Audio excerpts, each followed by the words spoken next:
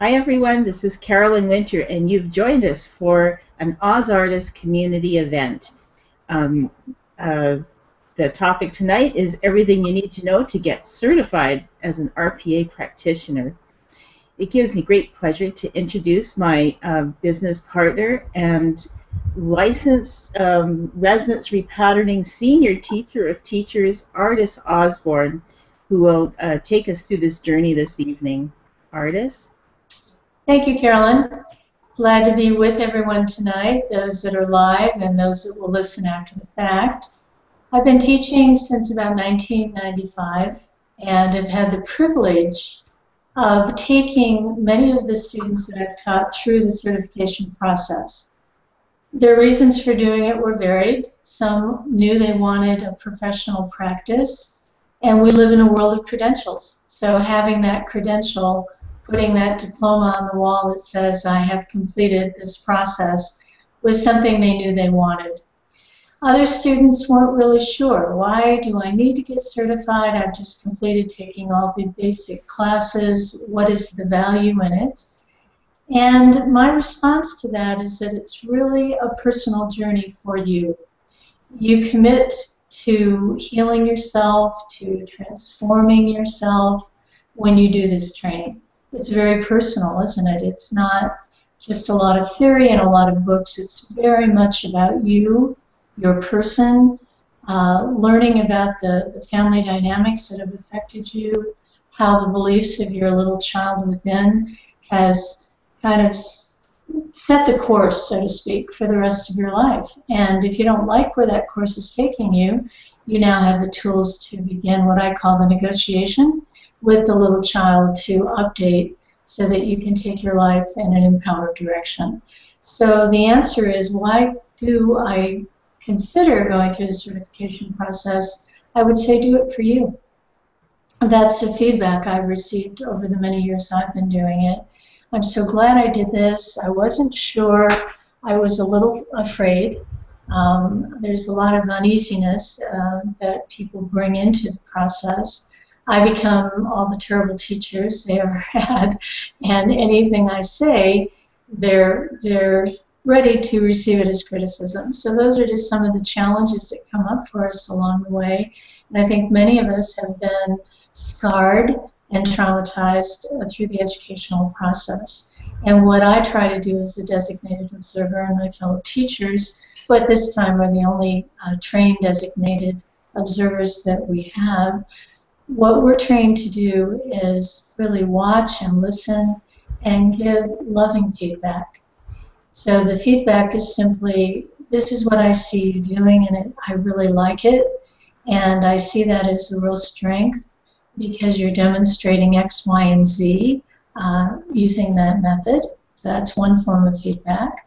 Or, and usually, here's a new possibility.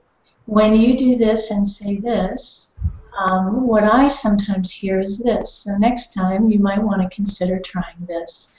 And that's about as traumatic as it gets in terms of feedback. But let's kind of backtrack to the nuts and bolts, and then we'll lead into the what is involved in the certification process. So I think one big question people have is, what is the RPA? Well, the RPA is a certifying body. The members that become a part of RPA are the community that the RPA is in existence to serve. And part of the service the RPA offers is to be the certifying body. And any professional organization really looks for that. It's you want the certifying body to be outside of the teaching body. So the teaching body is the Resonance Repatterning Institute. So I, as a licensed teacher, and all the other licensed teachers are part of the RRI. So when Carolyn and I schedule a series of online classes, they are posted on the RRI teaching website so that people can go there, see what classes are being offered, and register for the ones they're interested in. So the teachers do the training, and then the teachers also do the observing. And it makes sense because we're the ones that teach the students, so we've kind of been watching you all along and have a fairly good sense of where you're at. Or if you go to someone that you didn't train with in terms of the learning about resonance repatterning, you get a different perspective in terms of what they can bring to the observation process. So that's the first distinction. RPA, RRI, two different bodies, but we come together with a common goal, and that is to train, that's what our RI does, extraordinary practitioners who will then facilitate extraordinary results in their friends, their families, their clients, and most importantly, themselves. So that is the distinction, and we're going to take a glance in a little bit at the RPA so you can see how that is all set up to support you in a beautiful way.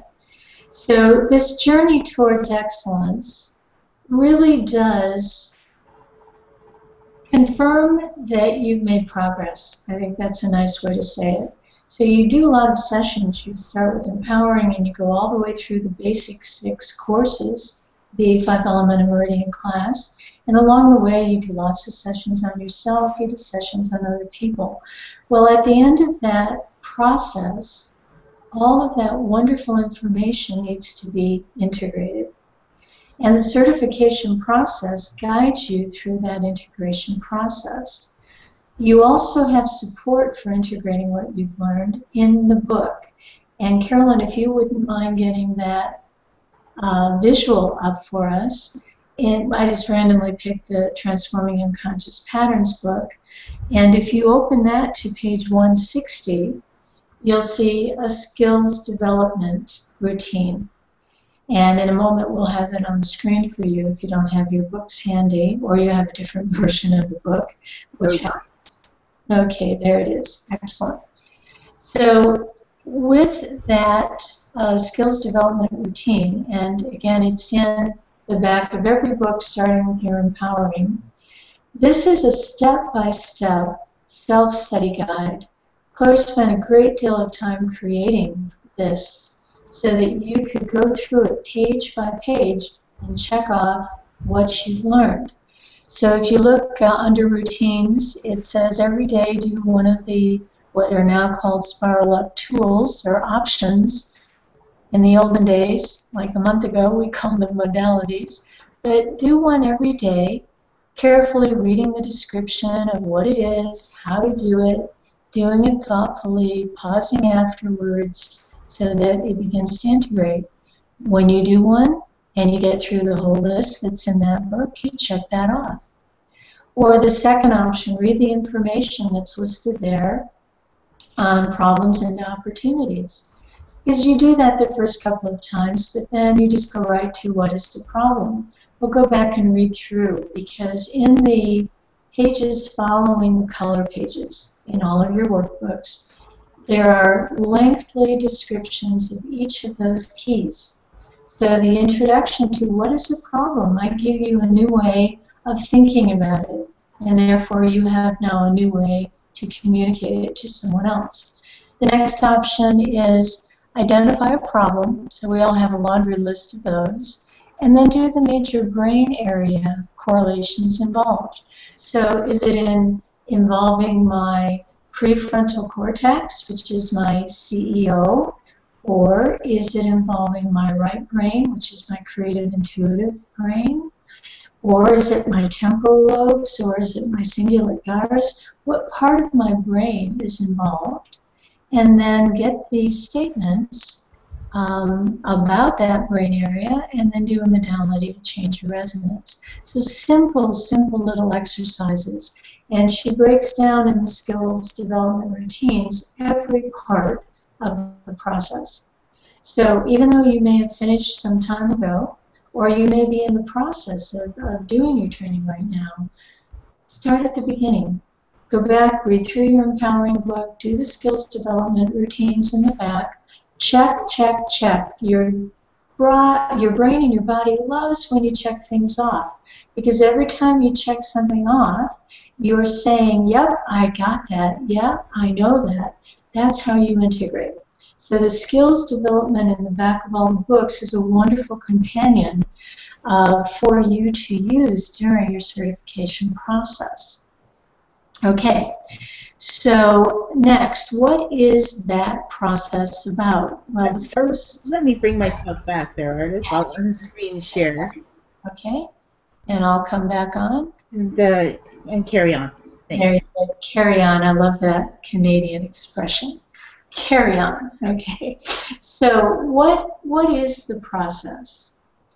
Well, it starts with your training, and once you've finished your basic 6, not the advanced classes, vision, relationships, advanced meridians, energetics of relationships, etc. Just the basic 6. When you're done with those, you can declare your intention to become a certified practitioner. You join the RPA, you pay a membership due, and then you pay another fee to declare yourself. And Carolyn will review that with you in a moment. We'll go to the RPA website so you can see that in great detail. That's step 1. Well, once that's done, you're going to receive a PDF which has everything you need to know about the certification process. All the requirements, what the observations entail, what you're going to need to demonstrate, etc. So I'm just going to give you a quick summary. I don't want to overload you with a lot of detail. Plus, once you declare, you'll have all of this for yourself. Essentially, you're going to be doing the following, and this is to demonstrate that you have gained confidence in the resonance repatterning process. So all your books need to be up to date. As you're getting serious about certifying, you need to get serious about the books. Basically, if you have anything from 2012 on, you should be in fairly good shape. You're going to be missing some juicy things that are in the newer editions, but you should be okay. If it's older than that, you really want to update. And if you go to the RRI website, click on the e-store, you can purchase any book if you've already taken the class. If you have not taken the class, teachers need to purchase the books. So that's the differentiation. The requirements on yourself are 55 sessions. And none of the sessions you do during the training or after count until you've completed the RPA I declare step. Once that's official, you start counting. Okay, so there's been some confusion in the past about that. The requirements are 55 one-hour sessions. And a one-hour session means you go to the mandala and you check what you need. And you follow the map where it'll take you to the keys that you need, the statements that you need within 1 hour. In addition to that, you need 20 one-hour self-sessions. So the 55 are given to others, 35 in person, 15 can be VC, video chat, telephone, proxies. You do 21-hour sessions on yourself where you sit down with your mandala, I have an hour, where do I need to go? 26 repatternings, which are all the repatternings that are in the first 6 trainings. You need to receive 5 sessions from at least 2 different certified practitioners, a total of 5. That's it. That's not a lot of requirements. So with that information then, when should you schedule observations?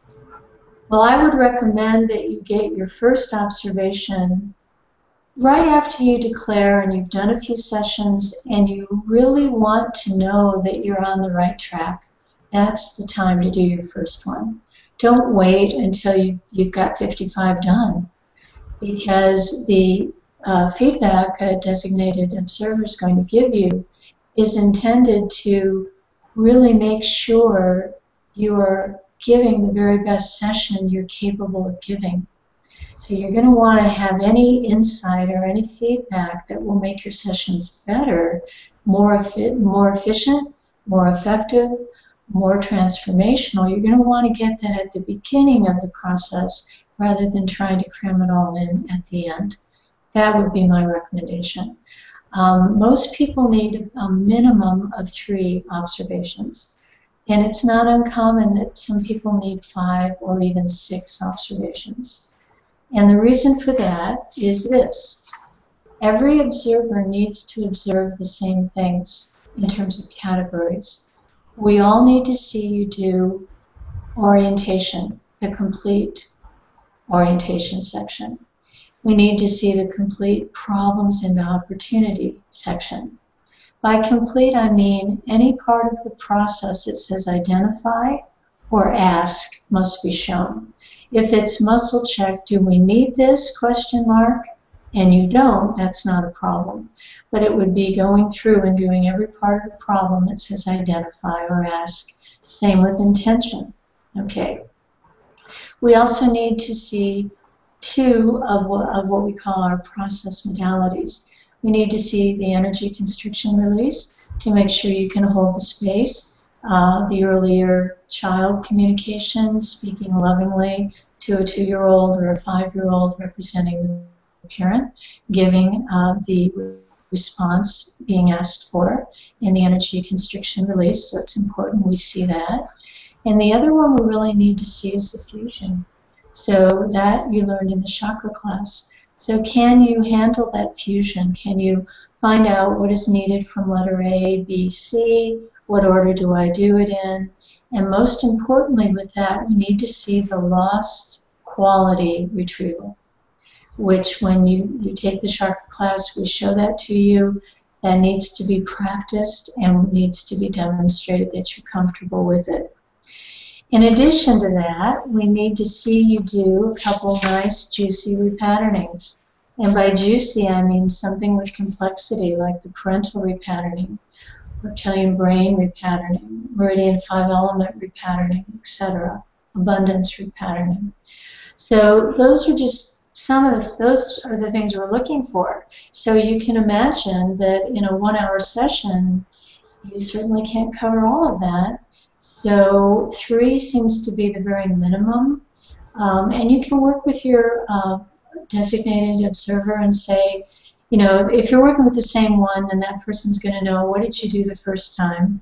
And then, okay, what's left that we need to see? And you can create a structure so that you can get it all in. So when I'm working with someone, I'll ask them the first time, which is when they're usually most tense, I'll say, so what do you want to show me? And they'll say, well, let me just show you orientation and modalities. And I say, fine. So they do it.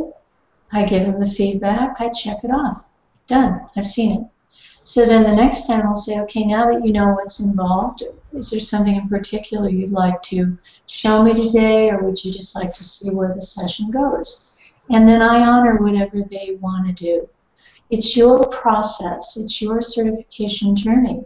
It's not up to me to predetermine what's going to happen, but I will be in conversation with you. So if you say to me, gee, I feel really ready for the energy constriction release today, I'd like to demonstrate that, we'll go for it, because my feeling is that most of us are in a bit of a constriction most of the time, so you can usually do that at any time and get a nice result. Same with the fusion. So there is great flexibility with that. And what are we looking for in those observations? So to see what I've just laid out for you, but in addition, I want to see you. I want to see you bring you to the process. I don't want you mimicking me or mimicking Chloe or one of the other teachers you might have studied with. I want to see you. And Chloe would want to see you as well. What do you bring to the repatterning process? What qualities do you share with clients? How do you hold a loving space that creates safety so that a client can relax and go through their own process of transformation? Are you comfortable muscle checking? Do you do it effortlessly? Or is there doubt? Is there confusion? Is there a lack of trust and insecurity that comes up? How do you handle the client muscle check? Are you gentle when you're making contact on that arm? Are you bringing force because you want the arm to go down? Or are you letting it do what it will do? Those are some of the things we're looking for. Are you comfortable with the process? Do you know how to go through a repatterning? Do you know what letters need to be done and which ones are optional? Do you know how to go through the whole problem key? Do you understand the brain areas? Can you find a brain wave? Can you find the exact frequency needed? And very importantly, are you comfortable with the modality tools? Can you explain a breath to your client? Can you monitor the way they do the breath? Give them gentle, loving correction if you see that they're not doing it the proper way. Can you do that? Are you comfortable enough with your body so you can get up and show Katsubin to a client that you just asked to do it? Can you show them how to do the rumba if that comes up? How about cross crawls? Are you comfortable? Are you comfortable? And I think the answer is you become more comfortable as you do it. As you do it. So that is just kind of a broad overview. I'm sure there'll be questions. If so, happy to answer them if we have anyone live. And if not, you can always send me an email, ozartis@cox.net.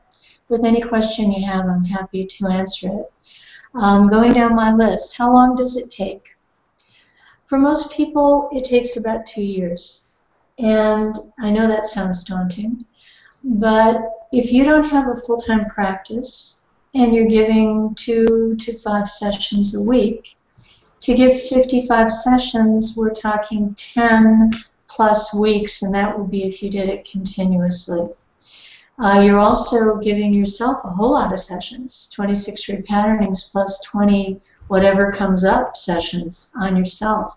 Even if you did 1 a week, we're talking 40 weeks. So plus now the observations that have to be scheduled, feedback integrated, and that's a really important part.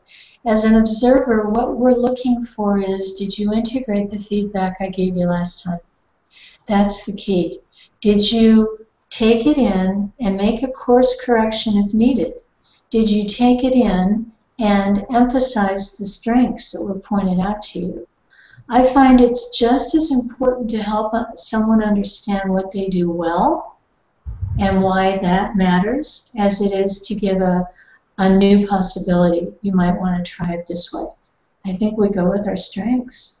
All of us go with our strengths. So about 2 years is the average. Think of it like going to your community college and spending about 2 years getting your associate's degree.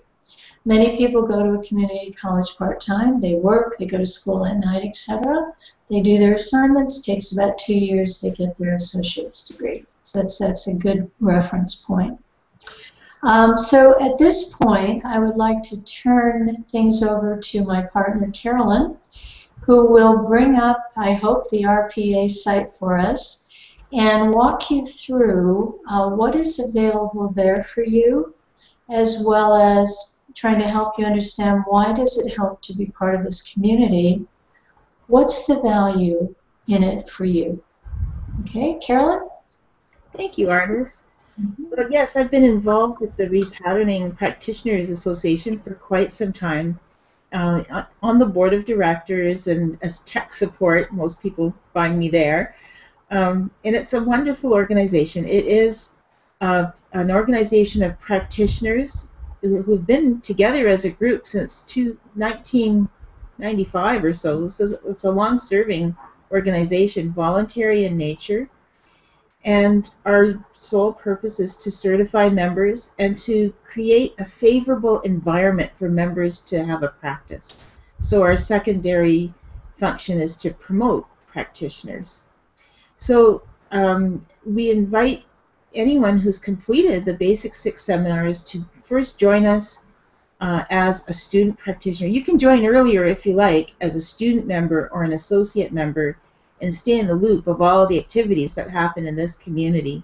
But a lot of people join right when they finish the Meridians course, and in doing so you declare, as our artist has said. So let me take you there. And I'm happy to say, as of today, there's a brand new website where you register as for the first time as a student practitioner. So I'm going to take you there, and then I'm going to take you to the place where you would find all your program materials once you've registered. So let's just take a look. I think I'm not quite used to all this, all the new technology here. So give me a moment. Here we are. Start screen sharing. Oh yes, that's not the new site, but let's go there first. This is the brand new store. It's the place to go shopping, and you'll see a lovely welcome here from the president, Laura Frisbee. And to join as a member, you would just simply go to the left here. You either scroll down on the home page, and you'll find one of these things to register for.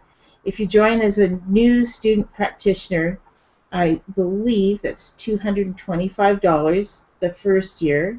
It includes your certification fee. And what I did was I just clicked on membership over here at the side. And there are these various categories. You want to be a student practitioner, so you go there. And to be a new student practitioner member where you declare, that's $225. After that, it's an annual renewal fee of $100 when you're a student practitioner. It goes up a little bit when you become certified. So that's how you get started. And if you visit this site, rpamembers.com, that's the registration site, and I'll have that information at the end of this video for you, and you'll find all kinds of information here. But once you do join, then what happens is, and artists, you'll have to let me know if the screen changes now. Just a second. We're going to go to the program website. And did that change? Yes, it did. Oh, excellent. It works. So now this is the regular program sites, our long-standing website. It's about to change, but the information will always be the same. You go to where it says I declare right here in the middle of the page, and it's a little program website just for student practitioners. And of course you would log in at this point to receive all of your information. We typically post piece of information that's relevant to student practitioners. And let me go here to download. And so now we're inside the student practitioner area. This is what you'll see. And you'll get the manual. This is the current version. You'll get updates on what's changed in the manual. There's a certification committee that on a regular basis, and they're constantly upgrading the policies around certification. So if there's any changes, you'll know about it. But you'll also get this is the place to come to get forms for feedback. This is the thing that you need to take with you to an observation, and a summary of all the things that you need to complete. So it's a very handy place to go and find out. And also, you can find a list of all your peers. You might want to do exchanges with. I won't click that button for privacy at the moment, and then there's also another button for resources. And I should mention the association does do a great job of supporting student practitioners. They do a few things for student practitioners. You have a web listing so that you right away as a student practitioner you can list your services. And Laura Frisbee, the president, is in the throes of promoting the daylights out of those pages to send traffic that way. And so you can really get your business started right away while you're practicing. There's a monthly telecall and a quarterly call from the certification committee where you can come and ask questions or clear up any misunderstanding or get help on the process. So there's that sort of thing, and there's a hotline as well if you can't wait for a monthly support call. And lastly, we'll be talking about this in another interview on ozartist.com, there's a mentorship program, and that's where a certified practitioner volunteers to pair up with a student practitioner to do exchanges. So you can have somebody to help you through the process as well. It's really amazing. The association, once you've become a member, you have to keep up your membership fee both as a student practitioner and once you're certified. It's an annual renewal fee. As a certified practitioner, it's $150. And for that, you get listed as recognized by your peers on the website, and you're part of our registry. But the other thing about the association, and I'll start the screen sharing just a second, if I can just bring that back. Yeah, I'm back. The association really is the place where you can meet other people just like you, people who have studied resonance repatterning, are using it with clients, and understand what this process is about. Once you're launched as a practitioner, you may well find yourself in a very lonely position because there are not that many people out there that really get what this work is all about. And when you come together under the roof of the Repatterning Practitioners Association, there's plenty of opportunity to be involved, to support each other, to promote resonance repatterning, promote our practices. And you'll find that, you know, it's kind of unlike other committee meetings or organizations you've been part of, because we walk our talk. We apply the process of resonance repatterning to all of our committee meetings. and you know, it's interesting to do a healing modality at some of the meetings. We might do gobbledygook talk, or clapping is my favorite, for example. So that's the association, and that's what brings you together to get certified and be part of a group of what we call extraordinary practitioners doing extraordinary work for, you know, really changing the landscape of humanity, in my opinion. Artis, did I cover it all? You did. Thank you. Very nice. And I'm sure if anyone has any questions about the website, either they can ask you or Laura, and either of you would be able to help them with that, which is great. I'm going to wrap up shortly, but I wanted to just give you a couple more things to consider. The teachers are the only ones observing right now. That may change down the road, but right now we're the ones that are the designated observers. So you can get a list of who those are at the RPA website. I do observations, and I'm doing them online. So if you're interested in that, contact me or go to my website. We're going to get that updated soon with a package of observations. And I have found myself that it's better to do it in a group. So in the fall, I'll invite people to become part of an observation group, with the goal being towards certification. And we'll work together. So one person will give a session. We'll all watch it. We'll be shadowed out, so you won't have everyone staring at you and your client. And then when you say goodbye to the client, I'll offer my feedback to you. And the whole group can take in the learning from it. And I find that incredibly valuable. That's the feedback. I've been doing it that way for about 12 years now. And people tell me it's so much more relaxed for them having their peers there to support them, because we're all rooting for each other in this process. This is not about a pass-fail. So if that's something that you would like to know more about, just let me know, or Carolyn will steer you right on that. I don't know if other teachers are doing it online, but I know you can get in-person observations if there's a teacher in your area. So certainly that's always a delightful experience. And I do that if I'm in an area and there's a group of students. I do the live in-person ones as well. So that was something I wanted to share with you. It's important to really give some thought to whether or not you want to take this journey. And I just want to end with a little story of a practitioner. She was my student and wasn't sure. She didn't really want to practice. She's got a really busy life, really wanted it for herself and her family. And we talked about it, and she said, you know, I really did so poorly in school in my own mind. She said, I made okay grades, but I really struggled, and I just decided I wasn't a student. And until resonance repatterning, there was nothing I wanted to study. And she said, I just fell in love with this work, and she's just passionate about it. And I said, you know, consider doing it for you, really just for you.